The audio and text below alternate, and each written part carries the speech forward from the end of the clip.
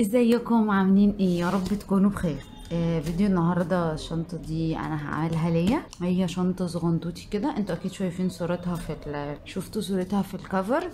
هي شنطه كده صغنطوطي سواري، او يعني مناسبه بتاع. هي تعتبر اقرب للسواري يعني، او خارجه بالليل، او عادي ممكن تلبسيها في اي خروجه مميزه، تبقى شكلك يونيك جدا وشكلك مختلف ومفيش حد زيك. سنة نفسي اعملها، وكل ما اجي اعملها كسل، يا اما كسل اطبع، يا اما كسل بعد ما طبعتها بقى لها يجي 3 شهور طبعا الورق وما عملتهاش. بس خلاص، انا قمت قررت ان انا هشتغلها او هصورها كمان. ف يلا بينا بقى ايه، نبتدي.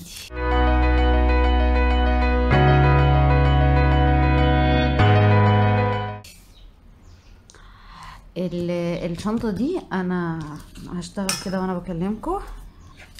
هلزقها طبعا على الكانسون عشان انتوا عارفين الورق ده خفيف. دي هيتقص منها 4. بص، هي دي نفس دي، بس الفرق ان دي فيها مكان للسوستة، فانا هسيب دي، هعمل دي بس. يبقى كده هنعملها 5 مرات. هنقص دي على الجلد 4 مرات، ودي مرة واحدة اللي هي اللي فيها السوستة، ودي القاعدة، ودي الجزء اللي فوق، ودي اللي بيتركب فيها الايد.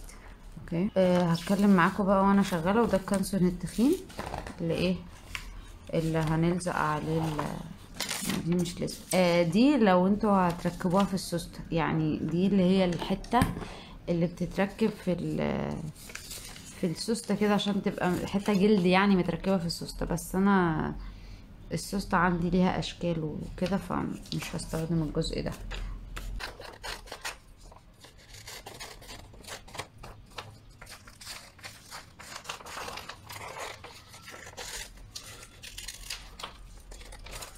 بصوا، انا قصيت بقى اهو الباترون خلاص. هقص الجلد واوريه لكم، ماشي؟ عشان انا بفكر في فكره كده مختلفه، فهقص الجلد وارجع لكم بقى تاني افرجكم واقول لكم انا قصيت ايه. ماشي. انا خلاص قررت انا هعمل ايه. آه بصوا، هما هيبقوا 5 وحدات من اللي هي بصوا هما هيبقوا 5 وحدات من دي. تمام. هعمل 3 منهم اللي هي طبعا هعمل 3 منهم الطبع التمساح. تمام. وهصبغها اسود. وهعمل واحدة اللي جلد الحور اللي بيلمع ده. وهعمل واحدة هتبقى سادة، هعمل عليها رسمة. اوكي.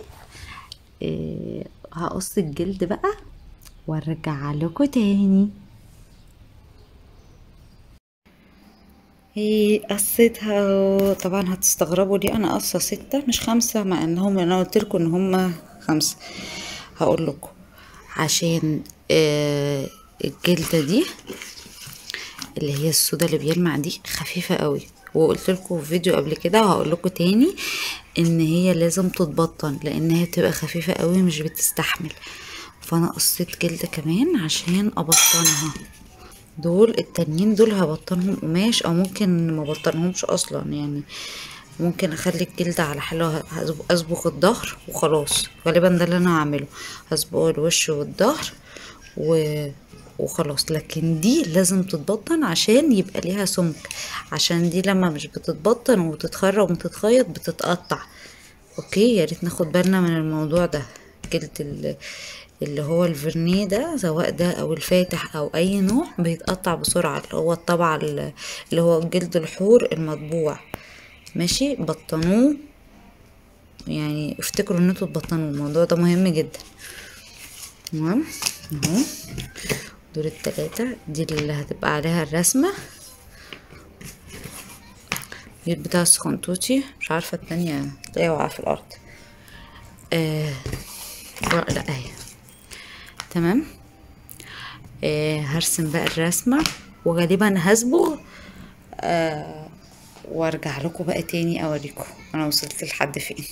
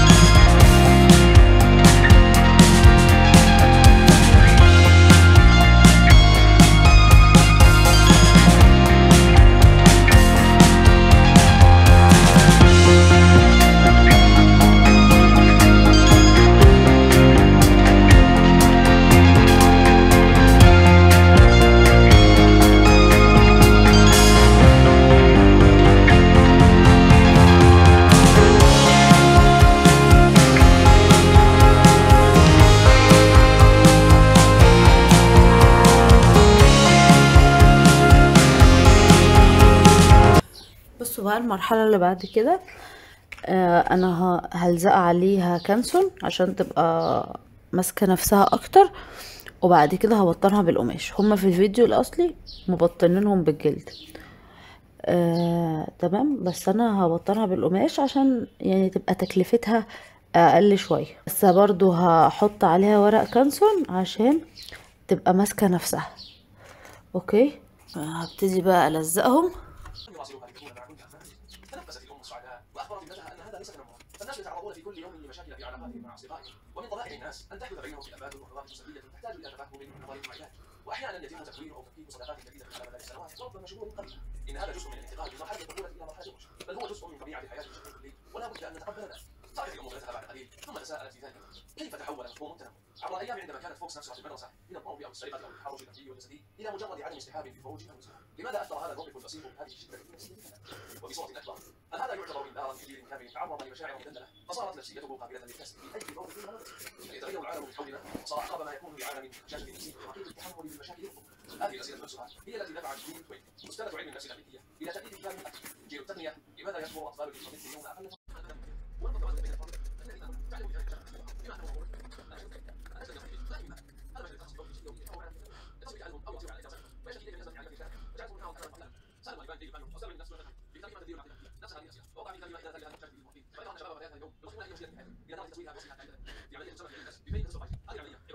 دي الوحيدة اللي متبطنة جلد عشان احنا قلنا ان الجلد ده خفيف، واصلا ده جلد حور، دبغة تعبان. بس فاهو بص، هو ادي طبقة وادي جلد، دي طبقة وادي كانسون وادي جلد. اوكي، ودول ده جلد لباني.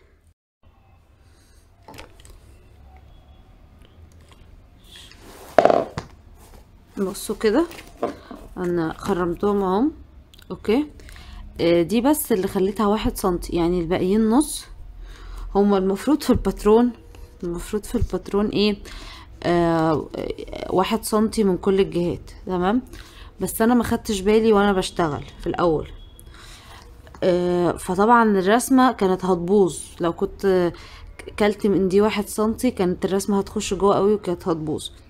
فقلت مش مشكلة، انا هاخد 1 سنتي من هنا و1 سنتي من هنا، ودي تبقى نص 1 سنتي كالعادة، يعني في اي محفظة في اي يعني شغل شنطة او محفظة او اي حاجة. تمام، بس القاعدة دي هي اللي خليتها ايه 1 سنتي، عشان لما نركب دي بتخش شوية كده لجوه. تمام، وهنا اصلا ما خرمتهاش، لما لزقهم هبقى اخرمها.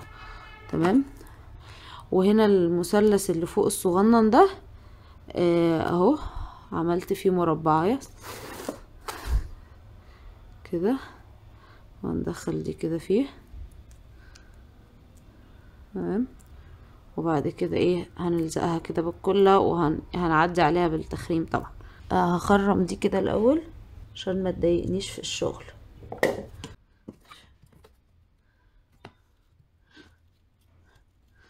ماشي اهو.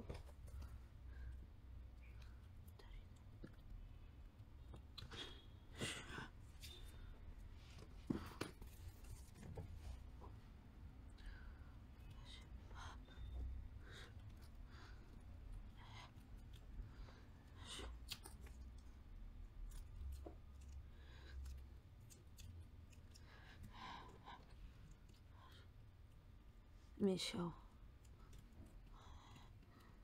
نقوم بقى ايه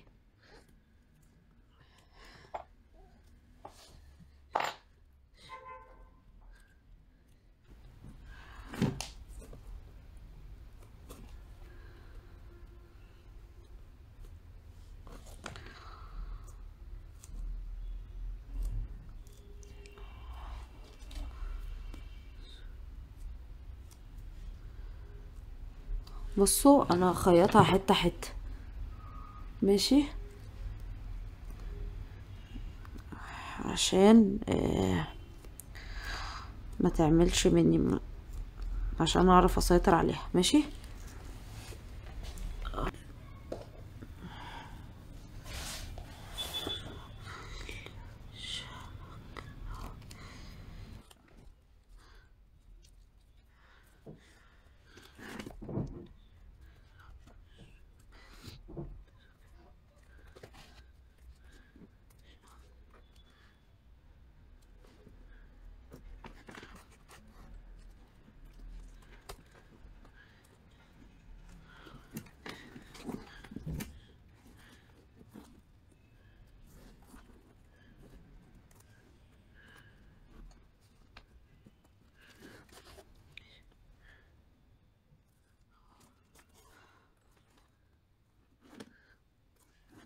بصوا وصلنا لكده. ناقص بقى ايه اخر جزء وارخم جزء. يلا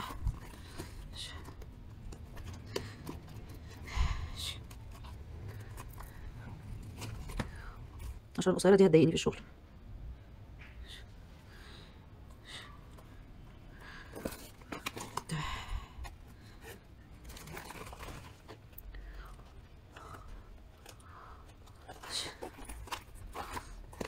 بصوا انا هخيطها وارجع لكم اوكي عشان هي رخمه قوي. ماشي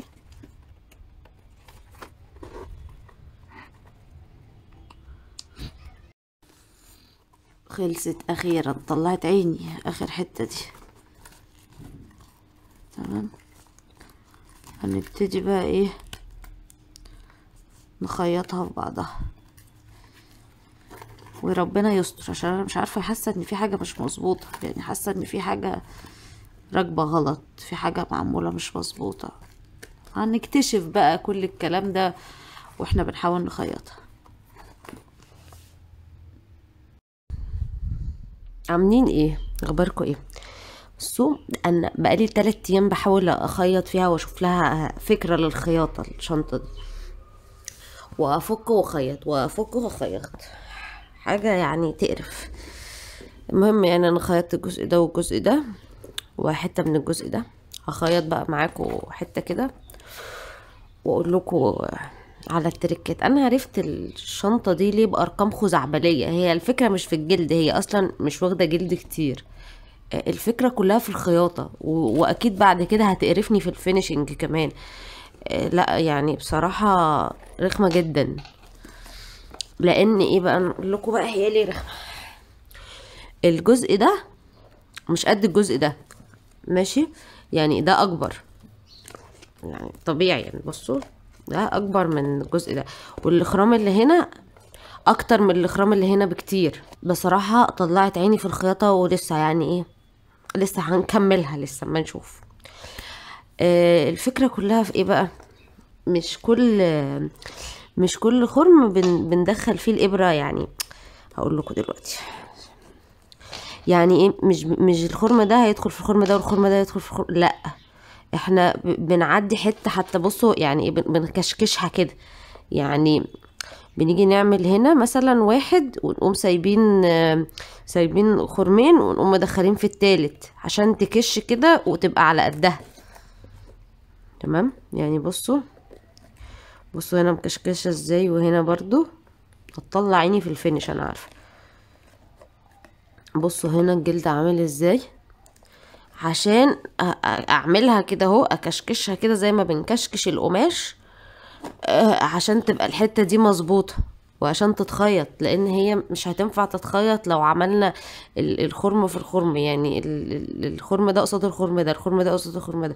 جيت عملتها كده اول مرة لقيت بقى اتخيطت لغاية هنا وبقى في كلكيعة كده.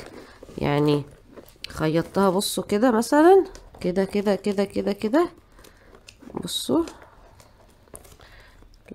بصوا شايفين الكلكعة دي؟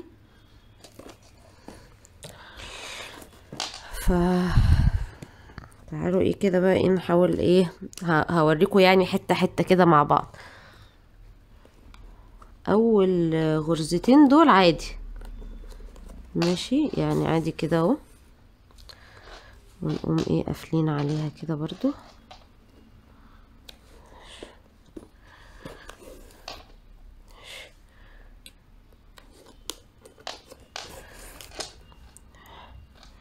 نبتدي بقى من هنا ماشي، هندخل في دي ماشي، وايه هنسيب واحدة اهو، نسيب دي خرمة اهو وندخل في التاني. احنا المفروض ندخل هنا، لا احنا هندخل في اللي بعديه ماشي، ونرجع في اللي ايه في اللي احنا دخلنا فيه قبل كده اللي هو ده. تمام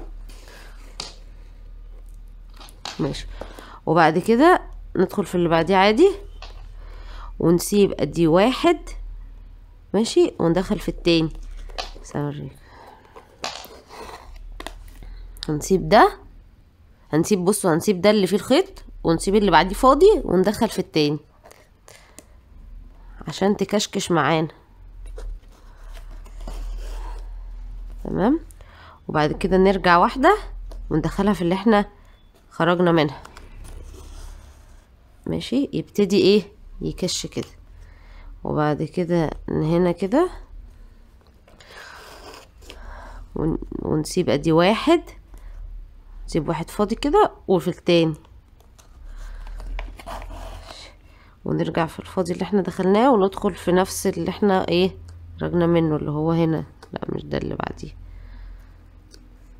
ونشد جامد عشان تقصر كده. بصوا يعني احنا لو كده المفروض نخرج هنا، لا احنا مش هنخرج هنا، احنا هنخرج يعني احنا لو حطيناه على بعض كده وعملنا كده المفروض نخرج فين؟ في دي. ماشي، لا احنا بقى ايه نسيب دي ونسيب دي وندخل في دي بس. وهنكمل بنفس السيستم لغاية ما تخلص معانا. هيجي بقى في الحتة الاخرانية دي هتبقى قشطة قد بعض. ماشي، يعني في الحتة دي هتوصل بقى ان هي تبقى ايه قريبة من بعض، او بدل ما احنا بنسيب 2 بنسيب واحدة بس. ده الحل اللي انا توصلت له يعني بعد 3 ايام من فك وخياطة. فبصراحة هي شنطة رخمة جدا، ما كنتش متخيلها رخمة كده. كنت فاكرة المشكلة كلها هتبقى في الباترون، وجبت الباترون وقلت خلاص بقى يعني ايه الموضوع هيبقى سهل. لا بس هي بصراحة ارخم حاجة فيها الخياطة بتاعتها. خياطتها فعلا سيئة للغاية، طلع العين يعني. انا احط لكم الفيديو الاصلي بتاعها تحت في الديسكريبشن. هو في الفيديو الاصلي بصراحة ما كانش مبين اللي هي رخمة كده، ده مجرد ان هو لزقها على بعض، معرفش لزقها ازاي. ماشي، مكروت طبعا في الخطوات، لان هم اساسا يعني في الحاجات في القنوات بتاعه اليوتيوب دي اللي هي الفيديو الاصلي بتاعها بيبقوا عايزين يبيعوا الشنطة ويبيعوا الباترون بتاعها. فطبعا هو مش جايب لك، مش مبين لك الصعوبة اللي في الموضوع. هو قشطة عادي، هو لزقها وخيطها وخلاص، لكن مش هيبين لك هي تعبته ازاي في الخياطة ولا طلعت عينه ازاي ولا اي كلام ده خالص. الموضوع في الفيديو كان في منتهى السهولة واليسر.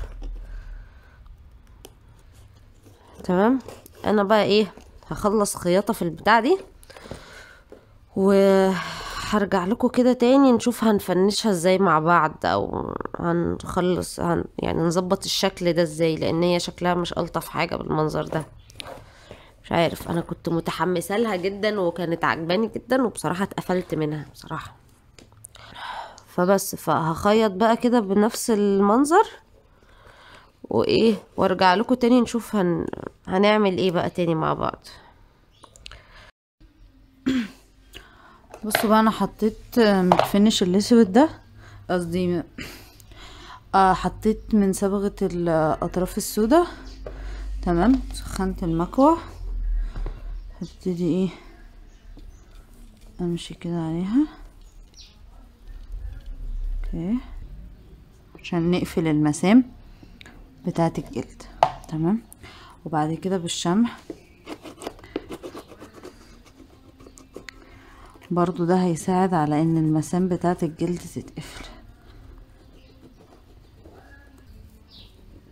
ماشي، انا هكمل الباقي كله كده بنفس الطريقة، وبعد كده هحط عليهم فينش على الشنطة كلها. هحط عليها فينش كده عشان تلمع تاني، لان هي مطربة كده شوية، عايزة اديها لمعة.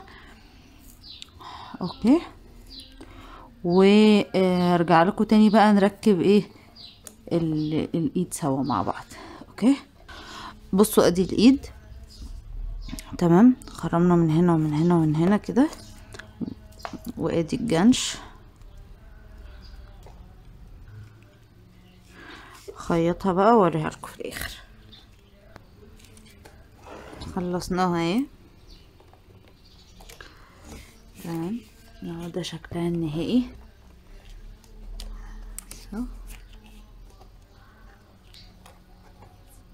تمام،